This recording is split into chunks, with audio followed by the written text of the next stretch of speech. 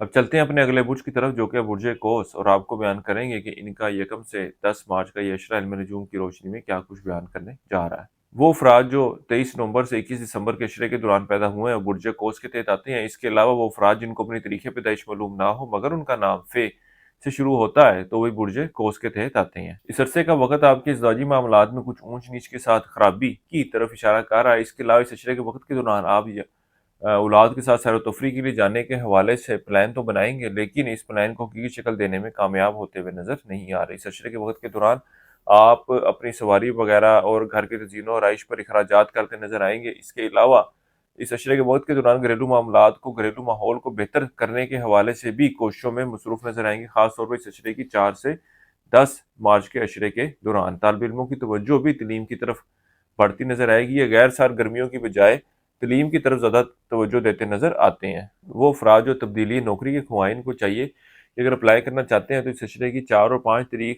کا انتخاب کریں۔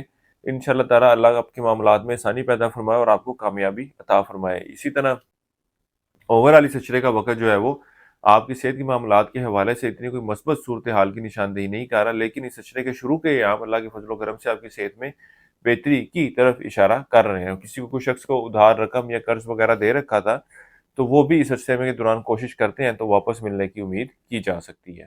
وہ افراد جو بیرون ملک جانے کے خواہش مند ہیں ان کو چاہیے کہ اس عشرے کے دوران کوشش کریں، اللہ کے فضل و کرم سے معاملات میں بہتری کی امید کی جا سکتی ہے۔ کاروباری افراد کام کی طرف توجہ دیتے نظر آئیں گے اور ان کو کامیابیاں بھی ملتی نظر آئیں گی۔ اس عرصے کے لیے ایک وظیفہ آپ کو بتا رہا ہوں، یا اللہ یا باسط 3 تسمیہ آپ نے ایسی کرنی ہے روزانہ عشاء کی نماز کے بعد، اور اللہ تعالیٰ سے دعا کریں کہ اللہ تعالیٰ آپ کے معاملات میں بہتری فرمائے۔ وہ لوگ جو ذاتی مشاورت چاہتے ہیں وہ ہمارے اسکرین پر دیے گئے نمبر پر رابطہ کر سکتے ہیں۔ انشاءاللہ تعالیٰ ان کی معاملات کے حوالے سے بہتر رہنمائی کر دی جائے گی۔ اس عرصے کے دوران حسب توفیق چاول کا صدقہ کرتے رہیں۔ اس عرصے کی 7 تاریخ آپ کی 2 مارچ کی ہے۔ برج قوس والوں کے لیے اب تک اتنا ہی۔ اللہ حافظ۔